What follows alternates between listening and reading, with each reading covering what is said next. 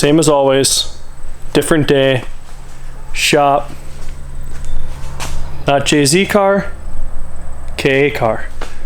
So hopefully today's a big day. Got a lot of things I want to do.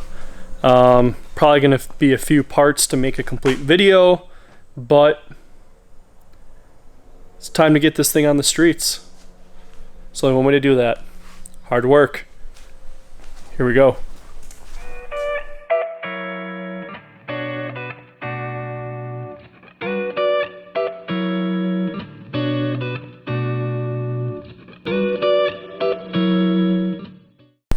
First things first, we need to go over what we got to get the battery from the front of the car to the trunk of the car.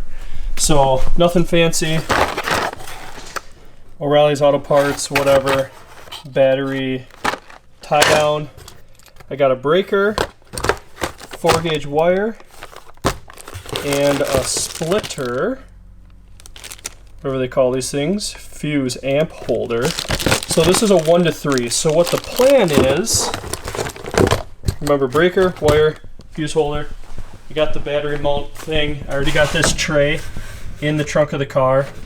You know, a hot boy myself, using those clean fasteners and nutserts. But, KA car, ugly engine bay, big battery. These two need power from the battery, and then also your main power source as well. So the plan is to chase this back. You're not gonna be able to see anything because it's dark, but down in here, this nasty loom is going to have all those wires in it. I'm gonna cut that loom back. Somewhere in this area, I'm gonna mount the little splitter. The wire's gonna come from the back of the car, come up here into that. There's gonna be 3. 1, 2, 3. Go into that. Wire's gonna run all the way down in here, all the way down inside the car, all the way up the side. Gonna come out of this little doohickey up in here, that little white square guy right there, and it's gonna run to the breaker, which is gonna get mounted in here somewhere, from the breaker to the battery. So first things first, the hard part, let's get that 20-foot wire in the car. There's our wire running through this hole right here. At some point, if it wants to focus with my hand being there, I'm gonna put that cap back on there to hide everything. This big ugly battery, I'm about to take it back there, but give you an idea, comes in underneath all the air box and stuff, had the carpet pulled back, ran it down this side, through this little channel hole right here. I'm gonna run all the way up this wall and into the trunk. So I'm gonna run that through there, into the trunk, put the battery in the trunk, and we'll start getting to the details. All right, sorry for leaving you guys hanging there. I got the distribution block, or whatever you wanna call it, mounted in the engine bay. It gave me a heck of a time trying to get it done right because I didn't know where to put it. Kept moving it around, kept moving it around, kept moving it around. Couldn't decide. Didn't like how it sat.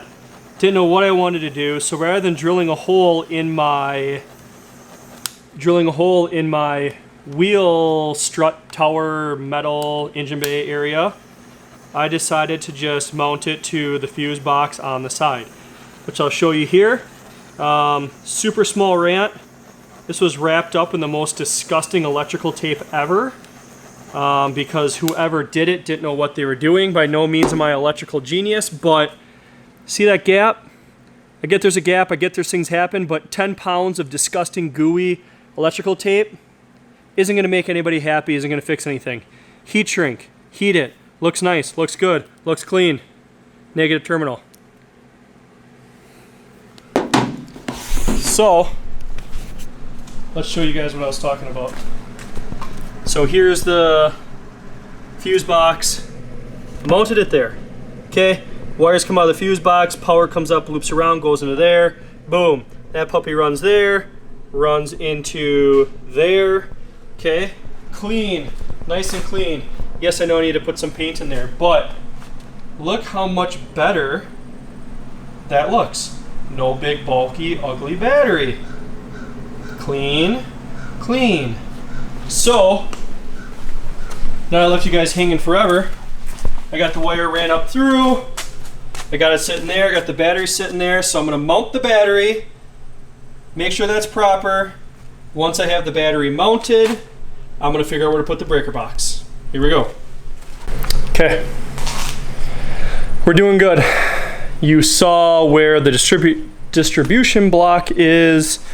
You saw that the wiring ran underneath the carpet. You saw all that stuff's together. Let's get ourselves to the trunk. So I put the battery in. Here's that little thing that you saw before. It's nothing too fancy. Okay, when these things come out of the box, the rods are super long. Don't be that guy. Cut the rods off, clean up the edge, make it look nice and smooth and buttery. I got my ground cable right here, ran up here, zip tied up, and it runs to my strut tower. This is that power cord running from the engine bay. Okay, this is gonna come in, sit to this breaker. Obviously it's gonna get put back all nice and clean. From the bottom nut, it's gonna come here and go to the battery. Yes, I still have ignition. Yes, I still have all that normal stuff. All this is to do is if I go like this, if I have any accessories that are drawn on my battery or anything like that, it will be good. And if anything crazy happens in the system, this puppy will trip. So just got to make a few more cables. Then I got to start securing all the lines down and that project will be done. All right, nearing completion on this little job here. And yeah, I think it went well. So might as well start up front here. Grab my trusty little light. Okay, battery, not there anymore. Looks awesome. Everything's tucked to this little distribution box back here. Sorry about the focus. If I had two hands, I could focus it for you. Okay. Okay, line runs. It's gonna run through this grommet right here, which I have to clean up. It is then ran and tucked and ran up. I'm gonna zip tie that down once I figure out exactly where it goes. Comes in here to the breaker box, then to the battery. So I need to get one more terminal. Of course, I ran out of terminals. Why wouldn't I? So besides getting one more terminal, it went really good. I might show you a clip of me picking up a terminal. I might not. This might be the end of this video on how to properly mount your battery to the rear. But you got to remember, you got two wires coming out. Two wires coming out of your fuse box. Both of those need to go to power. And then the main one that was on your battery needs to go to power as well. So don't forget to do that stuff. Otherwise, you turn in your key and nothing will be happening. Be like, what the heck? But that's how you properly mount your battery in the trunk of your car. So thank you for watching. Stay tuned. I will have 2 episodes up very shortly of putting a Taurus show fan on the car, and then also one of me throwing a new short shifter in the car because this one is clapped. Other than that, I'm going to finish putting the interior together and we're going to focus on getting the roof painted. Thanks for following along. Thanks for sticking in there with me. Thank you for subscribing if you do subscribe. Other than that, see you on the next one.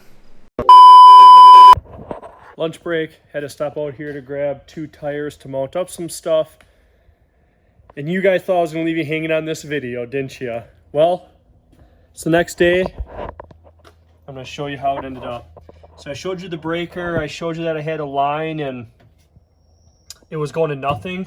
I'm not going to pull these off because I zip tied them on, but I bought 2 brand new terminals for the battery, 2 covers so that drifting wise you meet tech.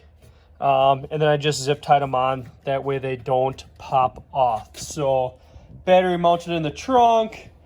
I got to get this entire interior in the car. This will be another video. These speakers will be another video. and Lincoln Mark 8 fan and relay to a switch will be another video, just to give you a taste of something that's to come.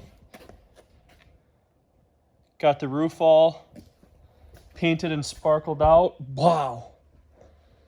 So my boy Jason's going to still get some of the dings out of this roof.